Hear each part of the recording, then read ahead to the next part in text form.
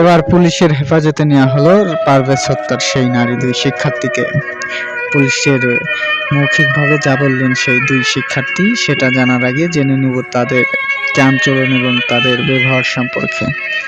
ইতিমধ্যে আপনারা অবগত হয়েছেন যে তারা কিন্তু স্থানীয় ছেলেপেলে এবং বস্তির ছেলেমেয়েদেরকে ডেকে তারপরে পারভেজকে হত্যা করায়। শুধু তাই না, এমন শিক্ষার্থী শুধু ওই কলেজেই না, বিভিন্ন কলেজে আছে যারা কিন্তু অনেকগুলো ছেলের সঙ্গে তারা ভাব জমায়। তাদের সঙ্গে সব ছেলেরাই ভাব জমায়, তাদের চেহারা দেখে না বরঞ্চ চামচিমি করানোর জন্য। ঠিক তেমনি স্বভাবের ছিল এই দুই শিক্ষার্থী।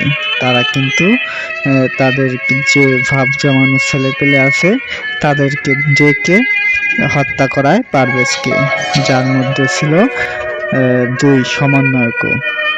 তাই পুলিশের মৌখিকভাবে শুনানির পর পুলিশ যেটা বলবে সেটা আপনাদেরকে আমরা জানাবো। তাই অবশ্যই আমাদের সঙ্গে থাকবেন আর এটার যে যেখানে আছেন সেখান থেকে বিচার চাইবেন।